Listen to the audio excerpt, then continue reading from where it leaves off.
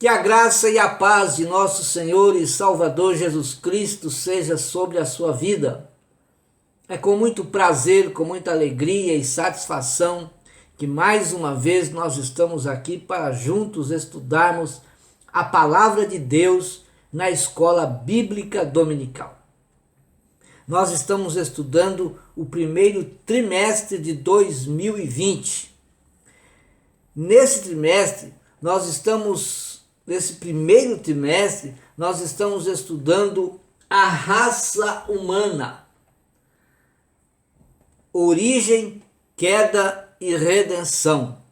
Esta lição foi comentada pelo pastor Claudionor de Andrade. A lição dessa semana é a lição de número 9, o primeiro projeto de globalismo.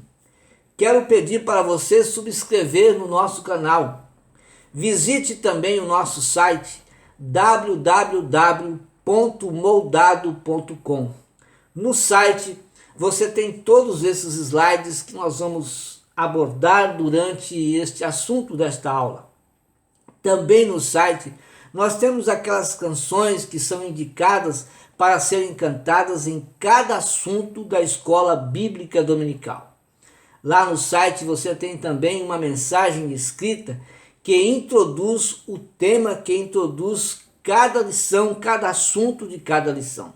Seja bem-vindo em nome de nosso Senhor e Salvador Jesus Cristo.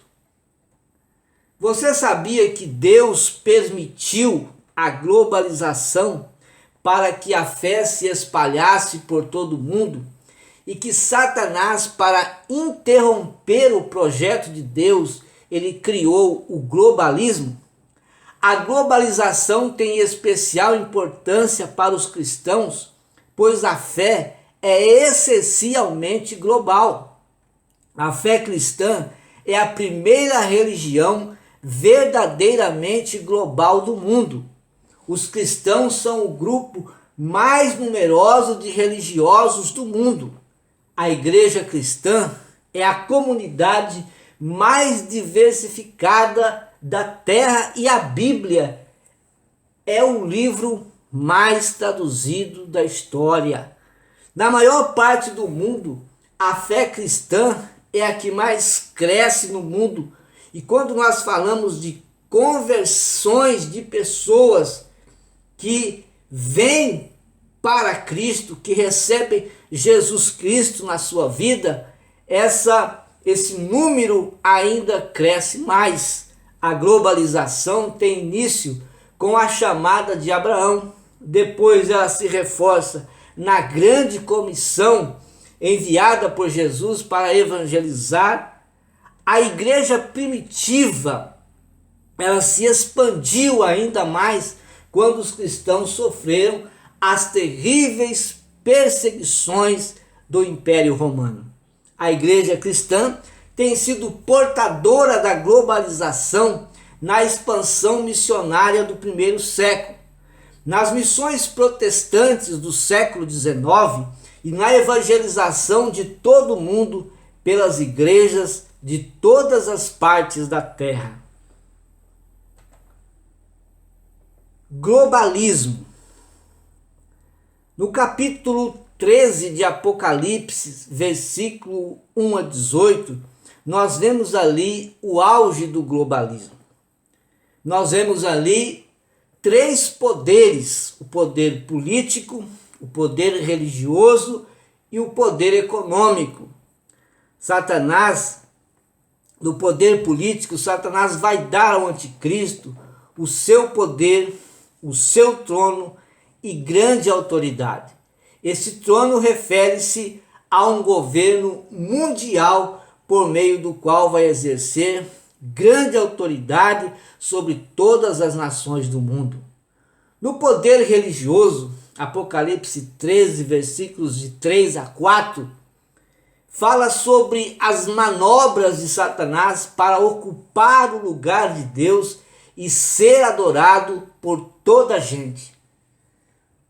No poder econômico, no capítulo 13, ele vai encerrar então com a descrição do anticristo como cabeça de uma economia mundial, que existirá apenas um sistema monetário controlado eletronicamente.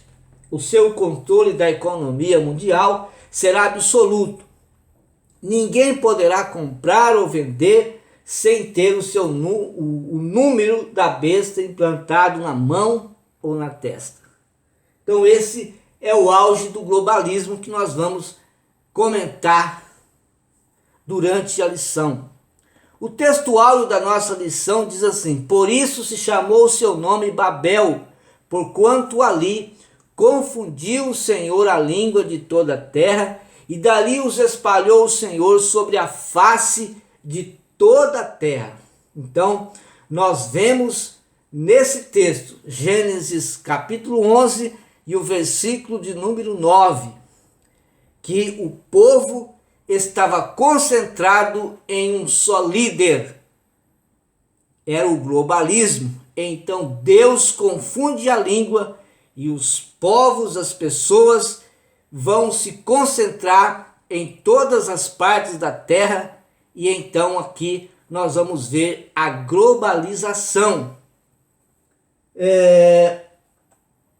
A verdade prática da nossa lição diz que o globalismo afronta os propósitos de Deus quanto ao povoamento e ao governo da terra, porque o globalismo ele concentra pessoas em um só lugar, em um só líder, para viverem uma só cultura, para terem uma moeda própria, e dessa forma o povoamento que Deus criou, que é o projeto de Deus, ele fica parado.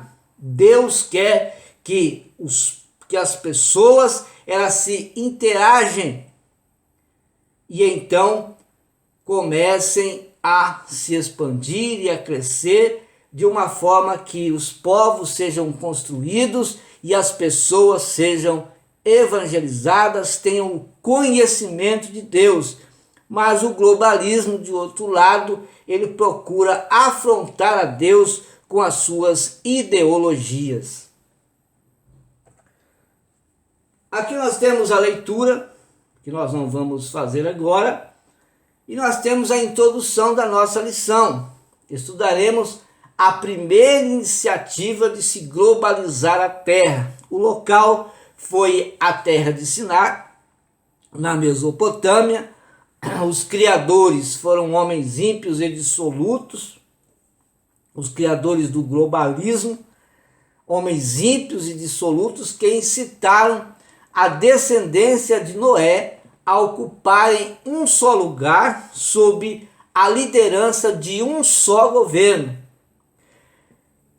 A causa do globalismo gerou ali uma doutrina contrária ao propósito divino quanto à povoação e o governo da terra. O povo tinha que se expandir e não se concentrar em um só lugar. O globalismo tem essa ideia de se concentrar em um só lugar com um só governo, com um só líder mundial. Isso vai se concretizar com o anticristo. É o que está registrado no capítulo 13 de Apocalipse. Agora Deus ele interfere, porque Deus não quer o globalismo. Deus quer que o povo quer a globalização, ou seja, quer que o povo se interaja para a construção e não para a destruição. Deus confundiu a língua dos filhos de Noé e os espalhou pelo mundo. O propósito de Deus era formar a nação de Israel a partir de Abraão. E foi o que aconteceu. Globalismo e globalização.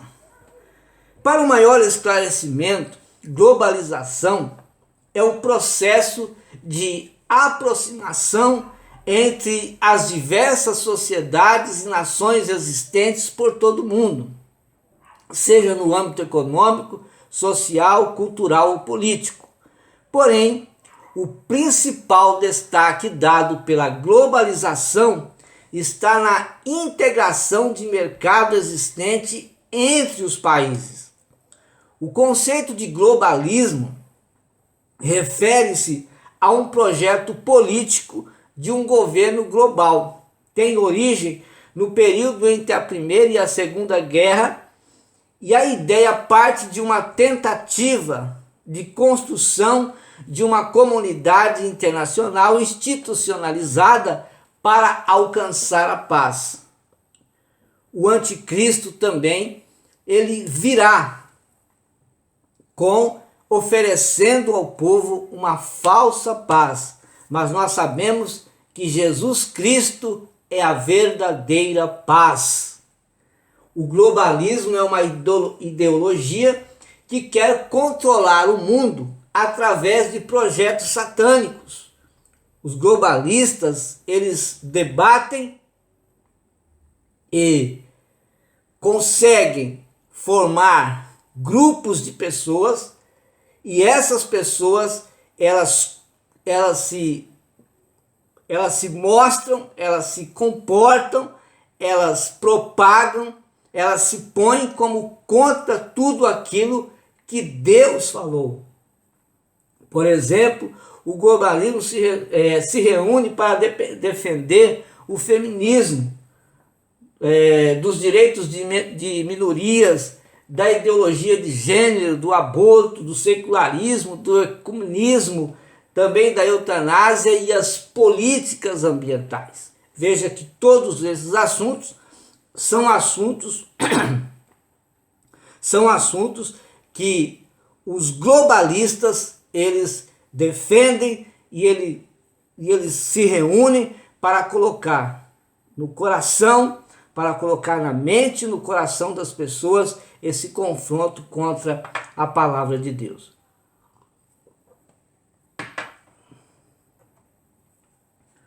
Uma visão cristã. O globalismo não é uma mera globalização, porque ou seja, a globalização, ela foi e continua sendo inevitável, porque ela é impossível impedir os seres humanos de se interagirem entre si. Relacionamentos diplomáticos, comerciais e religiosos sempre existiram desde os impérios dos rios Tigres e Eufrates. Logo, a globalização é necessária para o desenvolvimento do ser humano. Por quê? Porque ajuda a povoar e a integrar o planeta. A grande comissão ordenada por Jesus é uma ordenança global. Jesus nos ordena a evangelizar Jerusalém até os confins da terra. O globalismo é uma doutrina que contrapõe a vinda do reino de Deus na terra. Busca arregimentar todas as instituições humanas, desde as políticas às religiões, sob um único governo, o do anticristo. Conforme escreve Paulo aos irmãos que estavam em Tessalônica, no capítulo 2, versículo de 1 a 12. Globalismo não é um sinônimo de globalização ou vice-versa. A globalização é a ação necessária para integrar os homens no sentido de desenvolvimento da Terra. O globalismo é uma ideologia de forças supranacionais que impõe suas vontades não democraticamente em nações soberanas. Então, não é o mesmo. Globalismo não é o mesmo que globalização. O primeiro tópico da nossa lição fala sobre a segunda civilização humana. Nós estudamos a primeira e aqui nós temos a segunda civilização humana. Nós vemos que após o dilúvio, o Senhor nosso Deus firmou uma nova aliança com Noé. E nós chamamos de aliança noética. A primeira foi logo após as águas do dilúvio secarem. Deus marcou com um arco-íris, foi o sinal da promessa com toda a terra de que não haveria mais dilúvio para destruí-la. No capítulo 9 de Gênesis, Deus abençoa Noé e seus filhos e disse o mesmo que disse a Adão no capítulo 1 e o versículo 28. Frutificai e multiplicai-vos e enchei a terra. A outra aliança seria o que está no capítulo 8 e no versículo 22. Enquanto a terra durar, sementeira e ceiga, frio e calor, verão e inverno, dia e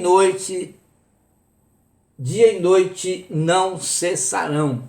Nós temos ainda outras alianças, por exemplo, a aliança edênica, que marca a inocência, a aliança adâmica, que fala sobre a graça, a aliança abraâmica, no capítulo 12, 1 a 3, a aliança palestiniana, Deuteronômio 30, versículos de 1 a 10, a aliança mosaica, Deuteronômio capítulo 11, a aliança davídica, no segundo livro de Samuel, capítulo 7, versículos 8 a 16, e a nova aliança, que é um pacto feito com Israel e com toda a humanidade, Jeremias 31, versículos 31 a 34.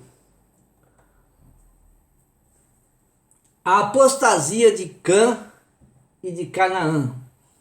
No episódio da vinha que Noé plantou, marca a imprudência do patriarca e a irreverência de Cã. No capítulo 9 de Gênesis, versículos 20 a 22, diz assim: E começou a Noé a ser lavrador da terra, e plantou uma vinha, e bebeu do vinho, e embebedou-se, e descobriu-se no meio de sua tenda. E viu Cã, o pai de Canaã, ele viu a nudez do seu pai, e fê-lo saber a ambos os seus irmãos do lado de fora. Gênesis 9, 20 a 22. Agora, veja bem, se não fosse a interferência divina, toda a terra estaria comprometida com a imoralidade de Cã. Imaginem se Sem e Jafé tivessem também vistos o seu pai nu. Seriam todos eles amaldiçoados e a terra voltaria ao que era antes do dilúvio. No capítulo 10, versículos de 15 a 20, nós vemos que as famílias de Canaã se espalharam pela face de toda a terra, levando sempre o mal aos filhos de Israel, sempre se contrapondo às ordens divinas. Veja que o pecado de Cã influenciou o modo de vida de seu filho Canaã, e a sua cultura introduziu os filhos de Sete ao pecado. O enfraquecimento da doutrina de Noé. Agora, isso tudo aconteceu porque a doutrina de Noé, os ensinos de Noé, os conselhos de Noé começaram a se enfraquecerem devido à sua descendência que estava crescendo, e ele não conseguiu perseverar nos seus ensinos, não conseguiu fortalecer os seus ensinos, e nós vemos então que houve uma frouxidão na sua doutrina. Conforme os filhos de Noé, eles multiplicavam seus ensinos. Conforme os filhos de Noé se multiplicavam, os seus ensinos se enfraqueciam. E por pouco, essa nova civilização não teve o mesmo destino que a anterior, se não fosse uma intervenção divina. A igreja que nós vivemos hoje, a igreja pós-moderna, estão também afrouxando-se, estão enfraquecendo as suas doutrinas em muitas igrejas. A igreja pós-moderna está confundindo culto com diversão na igreja, e confundem palestras, pregações e ensinos com discursos de autoajuda, isso para agradar o homem. O grande problema é o enfraquecimento doutrinário na igreja, o enfraquecimento dos ensinos puros e verdadeiros que estão na palavra de Deus. Muitas igrejas estão a confundir culto com diversão. A diferença é que o culto glorifica a Deus e as diversões vai agradar o homem.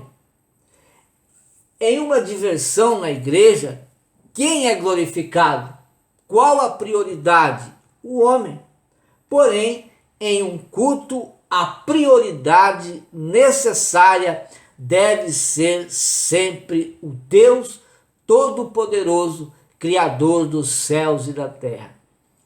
Veja que Paulo também, ele enfrentou problemas graves, principalmente na igreja que estava em Coríntios. Paulo os advertiu, porque a igreja estava fazendo do culto de Santa Ceia um evento de diversões.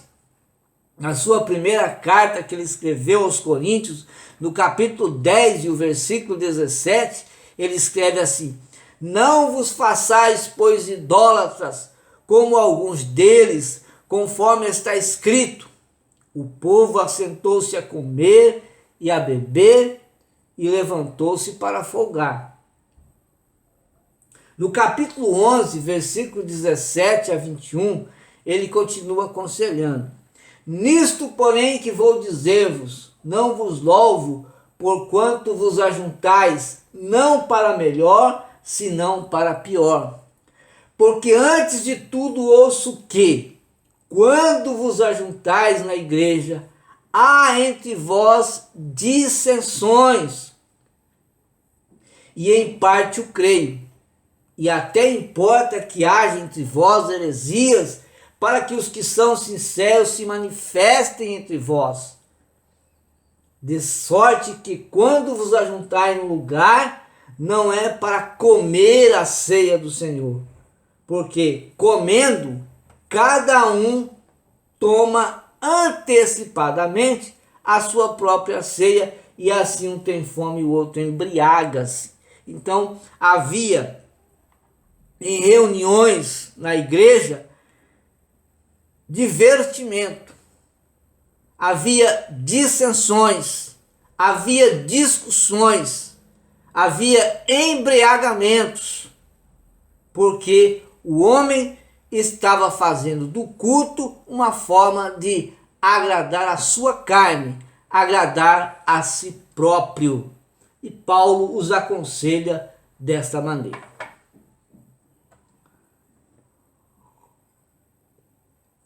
Havia um descaso para com, houve um descaso com o mandamento divino. Veja o descaso que fizeram a descendência de Noé com o mandamento divino. Deus ordenou que eles povoassem a terra, e o que eles fizeram? Se aglomeraram em uma só região. Gênesis capítulo 9, versículo 7, ele diz assim: Mas vós frutificai e multiplicai-vos, povoai abundantemente a terra e multiplicai-vos nela. E no capítulo 11, versículo 2 diz assim: E era toda a terra de uma mesma língua e de uma mesma fala. E aconteceu que, partindo eles do Oriente, acharam um vale na terra de Sinar e habitaram ali. Ou seja, eles pararam, se aglomeraram em um só lugar. E aqui vemos a diferença de globalização e globalismo. Enquanto a globalização é a atitude de se unir para expandir, para se desenvolver, o globalismo se unifica para se contrapor às ordens divinas e destruir tudo aquilo que Deus criou.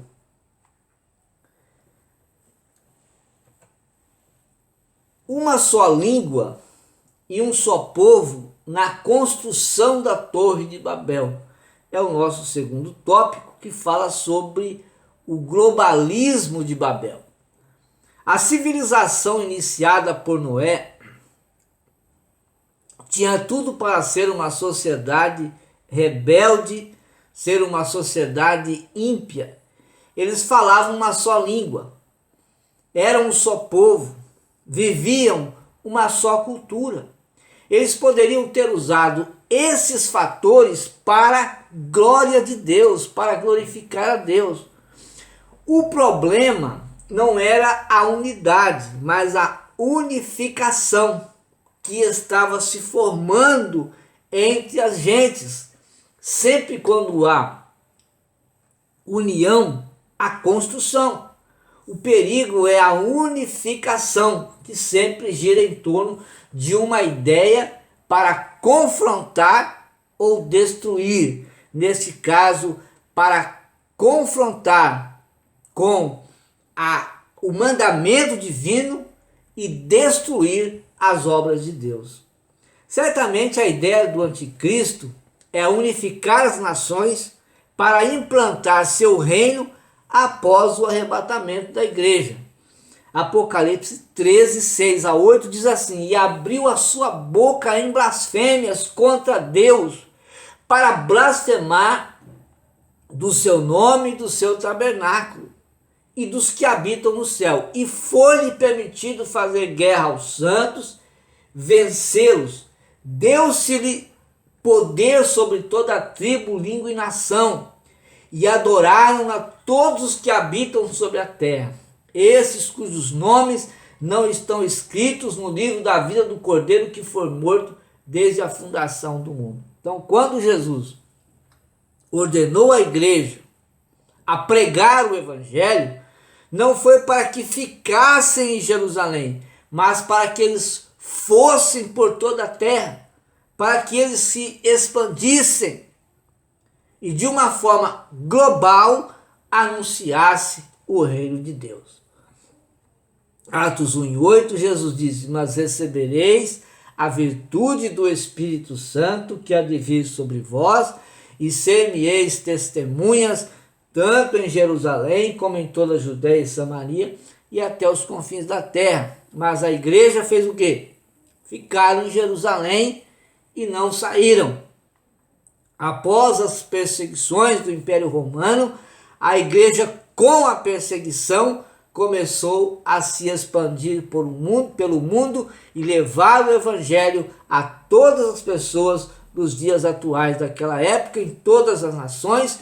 Lá tinha grupos de crentes que pregavam o evangelho, anunciavam a salvação, e o número de conversões cresciam e se multiplicava a cada dia. A intervenção de Deus em Babel. Deus, ele intervém, ele interfere, confundindo as línguas para que os povos se expandissem também por toda a terra.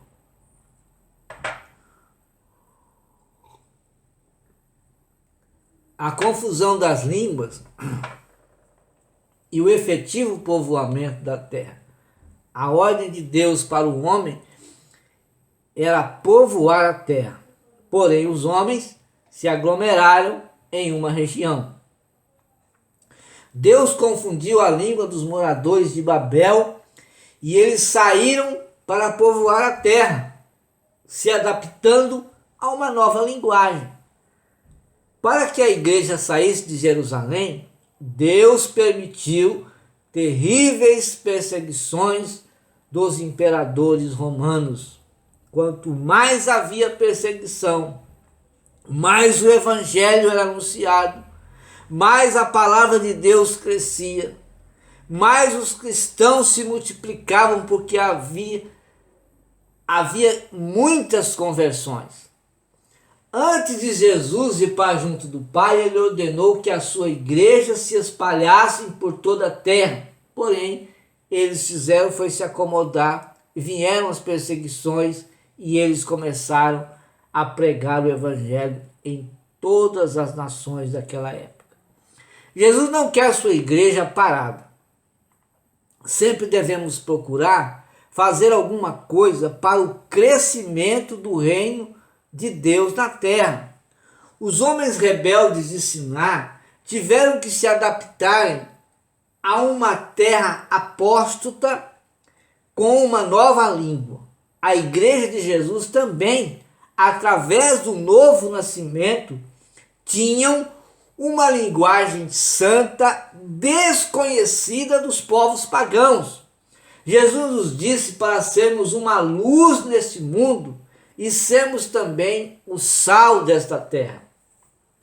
O nosso comportamento diante dos homens ímpios vai brilhar a luz de Cristo em nossa linguagem, e nossa linguagem santa salgará o mundo até a vinda de nosso Senhor e Salvador Jesus Cristo.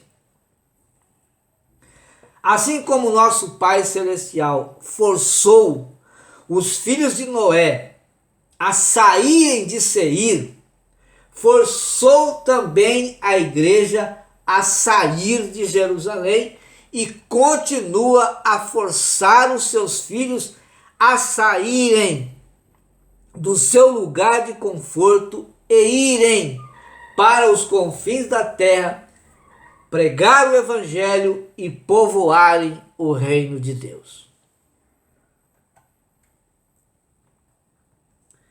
A eleição de Sem.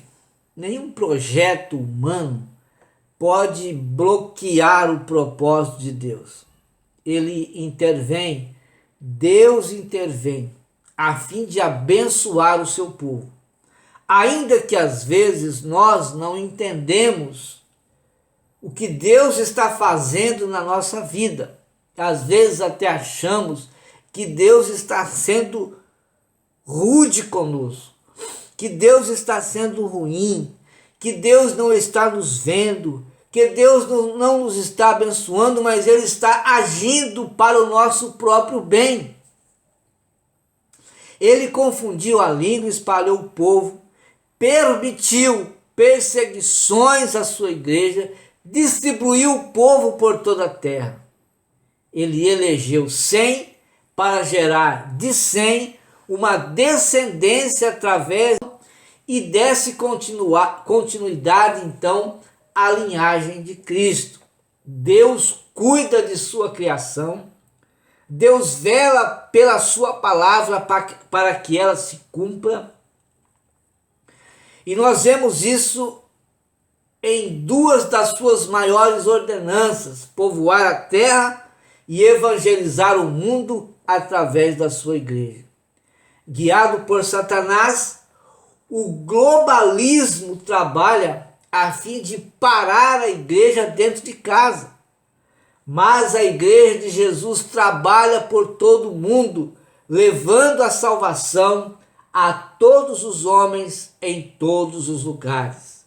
Gênesis capítulo 1, capítulo 11 e o versículo de número 10 diz que essas são as gerações de Sem. Sem era da idade de 100 anos e gerou Arfaxade 2 anos depois do dilúvio. 26 a 30 do mesmo capítulo diz que Terá viveu 70 anos, gerou a Abrão, a Naor e a Arã. E essas são as gerações de Terá. Terá gerou a Abrão, Naor, Arã, e Arã gerou a Ló. Então nós vemos aqui o trabalho de Deus para que o seu nome viesse a ser propagado por todas as terras. Nós vemos nesta lição, nós vimos também que a globalização ela é importante para a interação dos homens na terra, para o desenvolvimento dos mercados na terra. Nós vemos que a globalização é importante porque a globalização ela desenvolve os mercados em toda a terra, em todo o mundo. Mas infelizmente, existem os globalistas que trabalham para destruir tudo aquilo que Deus ele fez, para confrontar a palavra de Deus através dos seus ensinos, através de suas ideologias. Então vamos orar a Deus, buscar a presença do Senhor, para que a sua palavra continue pregada, para que o seu nome permaneça sendo anunciado pela sua igreja, que é uma igreja global, que é uma igreja universal. Sempre eu digo, a igreja de Jesus continua pregando. A igreja de Jesus não está parada. A igreja de Jesus não está concentrada dentro de quatro paredes. A igreja de Jesus Cristo, ela se expande, a igreja de Jesus cresce, a igreja de Jesus prega, a igreja de Jesus anuncia a palavra de Deus, a igreja de Jesus glorifica o nome do Senhor. Esta é a igreja de nosso Senhor Jesus Cristo, que continua fazendo a obra de Deus, que continua pregando o evangelho, que continua sendo luz para este mundo, que continua sendo sal nesta terra, salgando este mundo, para que este mundo não apodreça no pecado. Mas quando esta igreja for tirada desta terra, este mundo apodrecerá no pecado, porque o sal que preservava, o sal que guardava esta terra de se apodrecer, saiu, e agora a igreja ela há de viver com o Senhor eternamente. Deus abençoe a sua vida, Deus abençoe a sua família, e que você tenha uma maravilhosa escola bíblica dominical na sua igreja. Até a próxima oportunidade, quando nós aqui estaremos com mais um assunto da escola dominical. Deus te abençoe em nome de Jesus.